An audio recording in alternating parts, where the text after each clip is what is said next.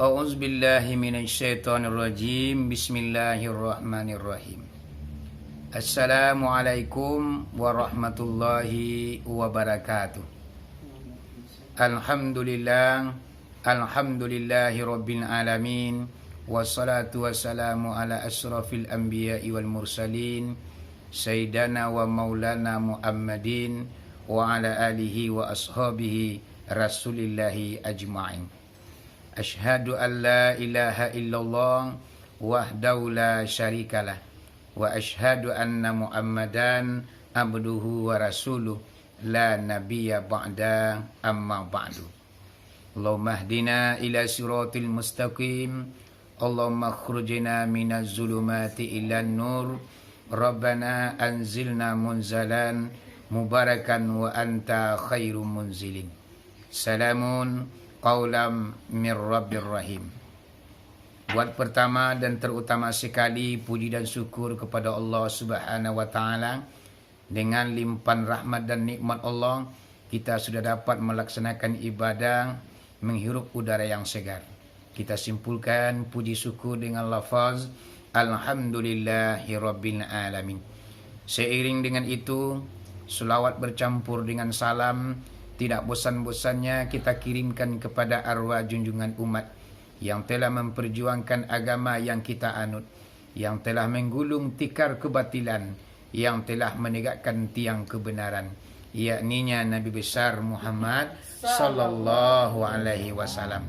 Kita simpulkan saja selawat dan salam dengan lafaz Allahumma salli ala Sayyidina Muhammad wa ala ali Sayyidina Muhammad. Kaum muslimin dan kaum muslimat dimanapun saja Anda berada, baiklah pada malam ini saya akan menyampaikan tentang ibadah, yaitunya solat tarawih. Solat tarawih ini adalah merupakan ibadah sunat. Apa yang dikatakan sunat? Menurut kitab usul fikih, yang dikatakan sunat itu yaitunya Bismillahirrahmanirrahim, ma yusabu ala fi'lihi wa la yu'akabu ala tarkihi, yang artinya diberi pahala apabila kita kerjakan dan tidak merupakan dosa apabila kita tinggalkan.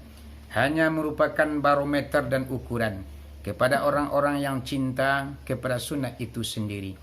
Kalau lai cinta kita bakinan sunat dosana, mangko terbukalah hati kita untuk melaksanakan ibadah-ibadah yang sunat. Ceklah kaum muslimin dan kaum muslimat, ibadah yang sunat itu adalah kaganti penumpang ibadah yang wajib.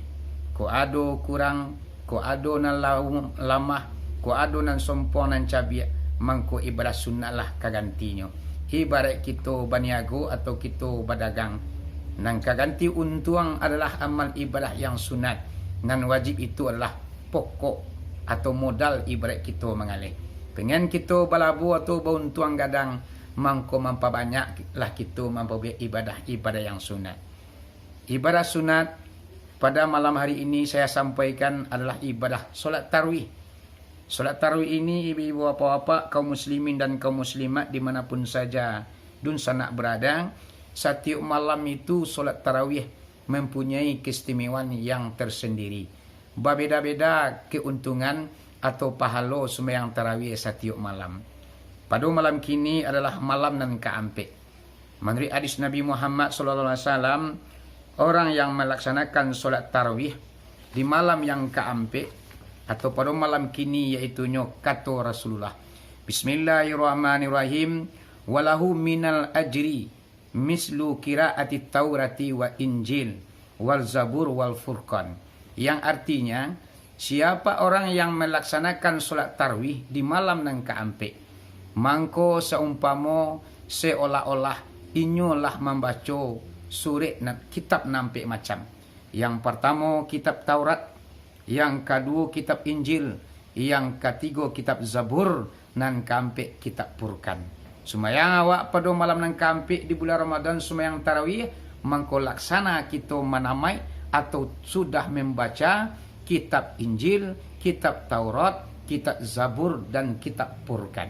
Inilah keuntungan, yaitunya melaksanakan solat tarawih di malam yang keampe di bulan Ramadan.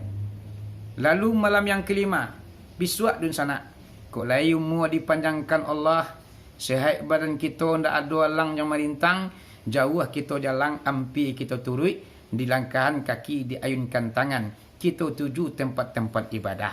Kau ndak boleh di pemerintahan kita semayang di masjid atau di musala, karena kini suasana virus corona yang sangat bergejolak. Sehingganya antisipasi pemerintah mengimbau kepada kita agar kita melaksanakan solat di rumah saja. Tidak boleh di masjid, tidak boleh di musala. Kenapa demikian? Virus corona ini yang ditakuti adalah penyebarannya. Makanya kita patuhi dan kita taati. Sebab dalam Al-Quran, atiullaha wa atiu rasul wa ulu amri minkum. Ikutlah Allah, ikutlah Rasul dan pemerintahanmu. Patuh awak kepada pemerintahan, karena pada saat kini virus corona sangat bergejolak di tengah-tengah masyarakat di Indonesia ini. Kita patuh, kita laksanakan solat tarawih di rumah saja kaum muslimin dan kaum muslimat. Di malam yang kelima keuntungan, yaitunya melaksanakan solat tarawih, kata Nabi Muhammad, Bismillahirrahmanirrahim, A'tallahu ta'ala misla man shola fil masjidil haram wa masjidil madinah wal masjidil aqsa. Yang artinya, siapa orang yang melaksanakan solat tarawih di malam yang kelima, mangko seolah-olah inyolah sumayang di Masjidil Haram, sumayang di Masjidil Madinah, lah sumayangnya di Masjidil Aqsa. Solat di Masjidil Haram tu ibu apa-apa gadang mana palonyo. Bara gadangnya 1 rakaat kita melaksanakan solat di Masjidil Haram, 100.000 rakaat kita solat atau sumayang di masjid yang ada di Indonesia ini. Baragadang itu ibu apa-apa. Sarakaat awak sumayang di Masjidil Haram 100.000 rakaat. Kalau 100.000 rakaat itu ibu apa-apa, kalau kita melaksanakannya, itu memakan waktu yang sangat lama. Kini kita laksanakan solat tarawih di malam yang kelima di bulan Ramadan, kita lah samu sumayang di Masjidil Haram, lah samu wak sumayang di Masjid Madinah, lah samu kita sumayang yaitunya di Masjidil Aqsa. Ikulah keuntungan dun sana yaitunya solat tarawih. Jangan kita tinggal, jangan kita lalayan. Walaupun tidak boleh solat di masjid dan di musala, kita solat di rumah. Alangkah ruginya manusia yang tidak melaksanakan solat tarawih karena 1 kali dalam setahun. Dalam setahun 2 balik bulan, sumayang tarawih ko hanya di bulan Ramadan. Kalau labaran ke bulan Ramadan nusana kita tidak bisa sumayang tarawih lagi. Selagi ada kesempatan, mari kita pergunakan sebaik-baiknya.